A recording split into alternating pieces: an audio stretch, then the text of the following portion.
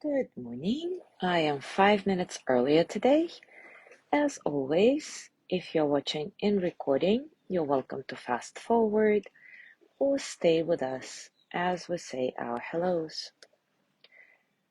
I'm gonna check the sound now.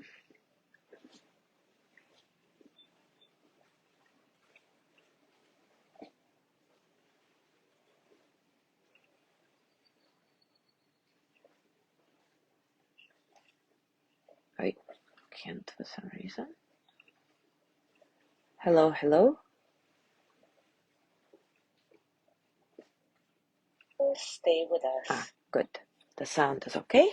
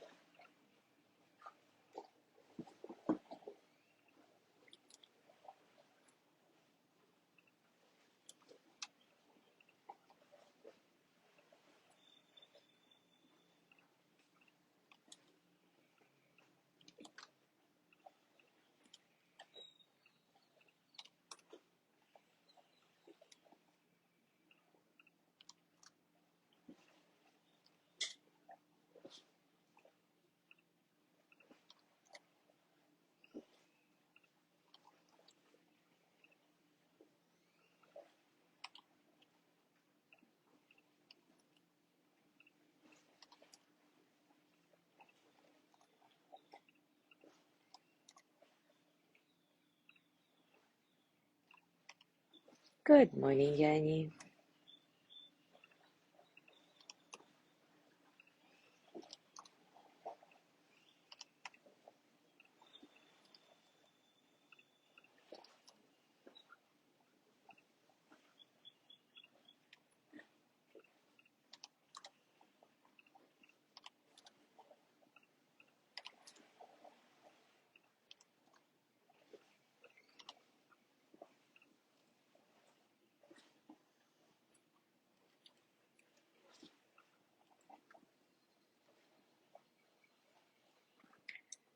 I see that some people are joining, but once again, for some reason, I don't see the names.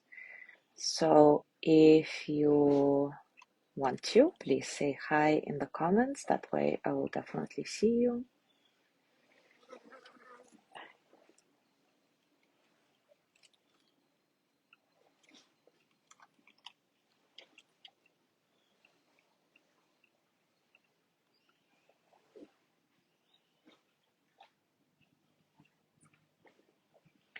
Good morning, Mary. Oh my God, today is daylight savings time. Okay, thank you for letting me know because I have some clients in the States and now I have to adjust my whole schedule. Dear God. Good morning, Gina. Oh, Yanni says, please hold me. My friend from El Salvador was denied the visa to come to our wedding. I'm devastated. Oh, I'm so sorry, Yanni. That sucks.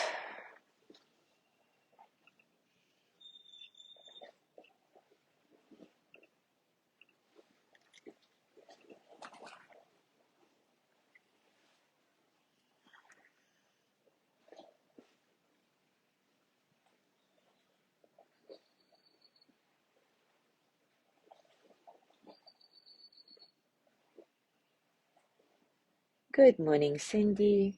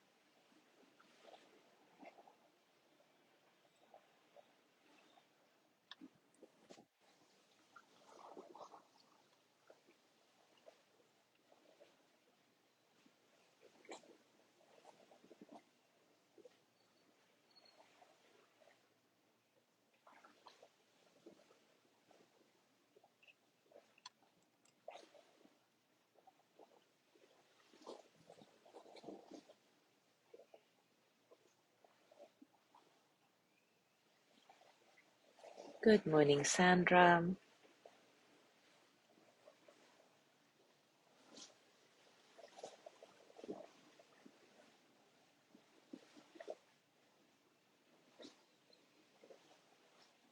All right, it is time for us to start. And yesterday we talked about the state that's called shunyata in Buddhism and yoga, and is often translated as emptiness.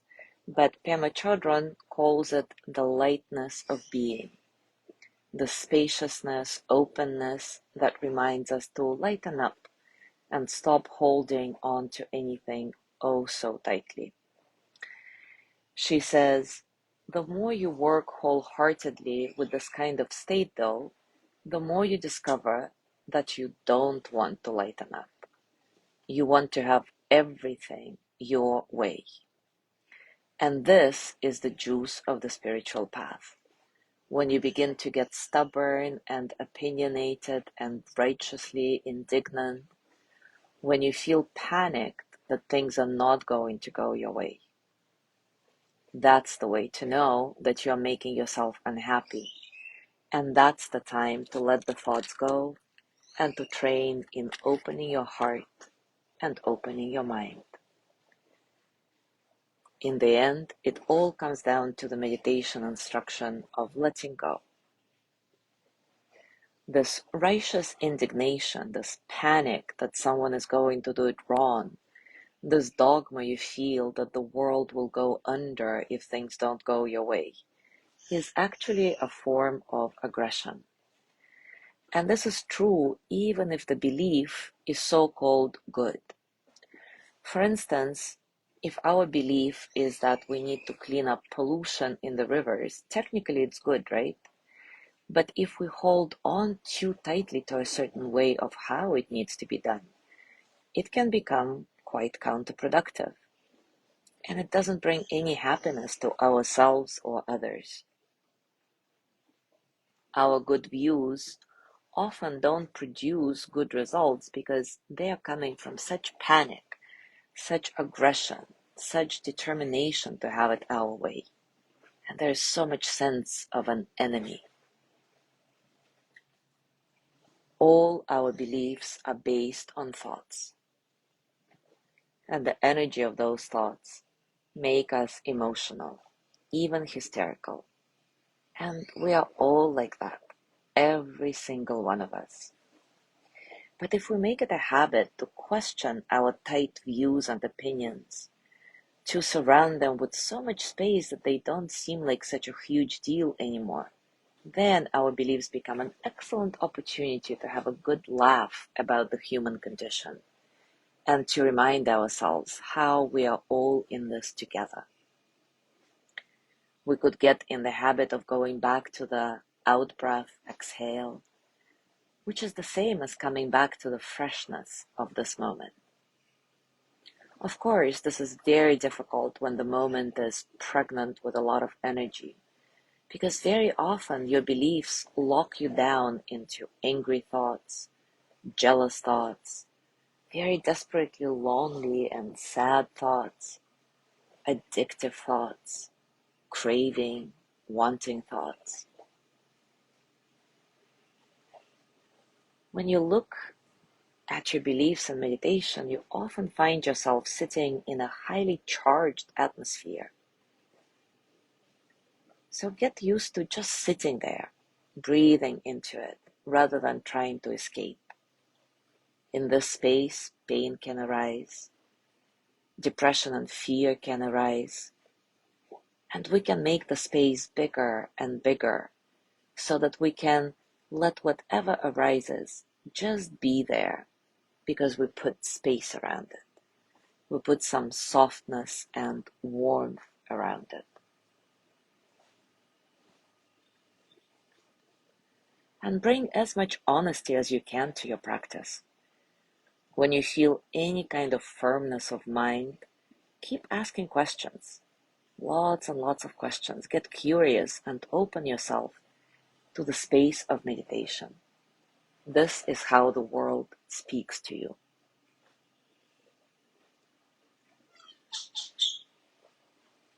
So now let's do a practice around that. As always, take a comfortable position and take a few moments to settle into your body.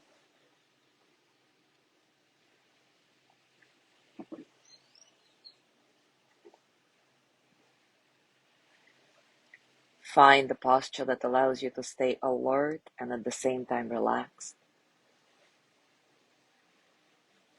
Stable base, relaxed legs, relaxed hands.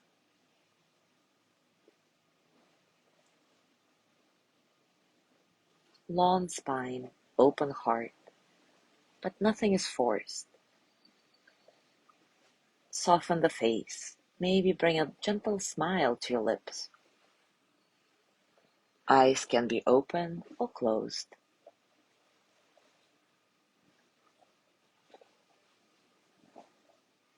Your breath is nice and soft, completely natural.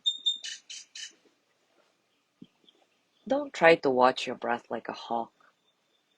Remember, it's not about focusing on your breath, it's about feeling yourself breathe in and out. Easy, no struggle.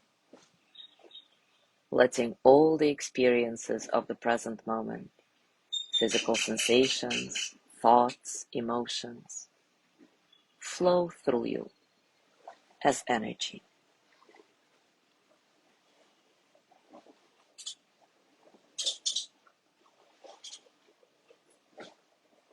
Now bring to mind one of the beliefs, one of the opinions that you always hold on to oh so tightly. It could be something very mundane, like your partner needs to tell you everything about their whereabouts, or dishes in your house have to be cleaned in a very specific way, or your friend has to spend a certain amount of time with you. It could be a big important cause like feminism or world peace. Whatever it is, something that usually upsets you deeply if not done your way.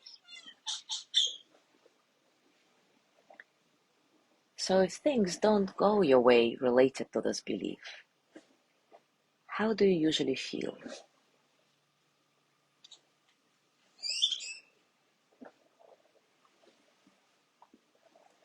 Check in with the physical sensations in your body, with your thoughts, with the emotions that arise when things are not done the way you deem appropriate.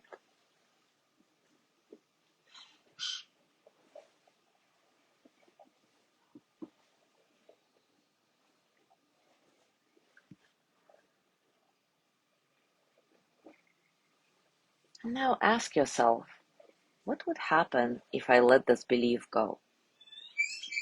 Can I relax a little bit if things are not going my way related to this belief?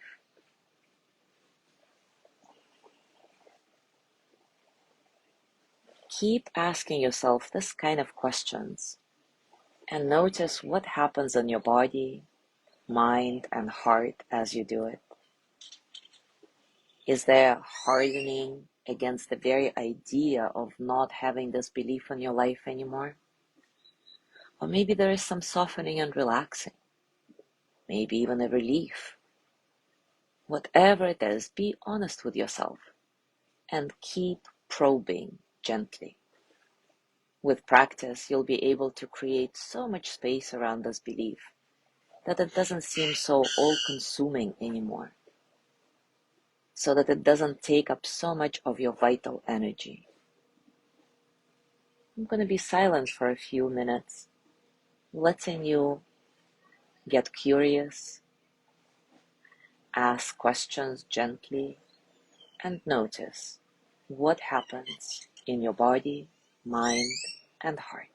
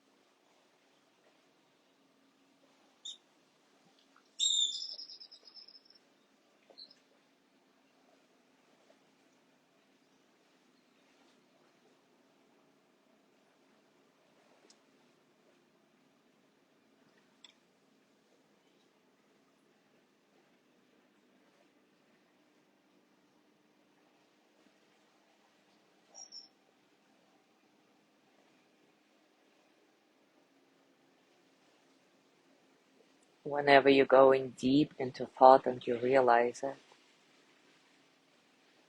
see if you can create a little bit more space around the whole thing and keep doing what you're doing.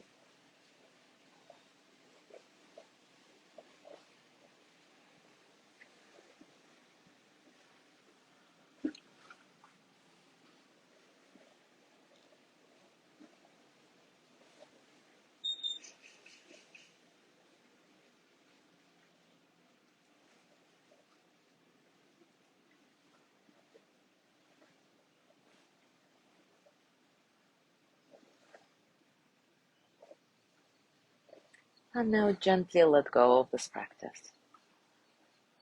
Scan your body, notice what's going on for you right now, physically, emotionally, mentally.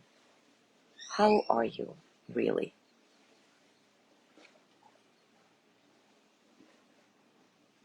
And as you go through your day today, I invite you to keep examining your beliefs, so-called good ones and so-called bad ones. Consider that holding on too tightly to anything comes from panic and distrust, and actually is a form of aggression. Can you create some space around your beliefs so that they don't seem so huge anymore, and so that you can start seeing other options, other possibilities, open up to other opinions? As always, I'd love to hear what comes up for you in this space. And also, I would like you to send some love and care to Yani. She shared at the beginning that one of her friends from El Salvador was denied a visa to come to their wedding in April, so she's feeling devastated. Yani will love you, and we're holding you. Thank you so much for being here today. Have a beautiful day, and I will see you tomorrow.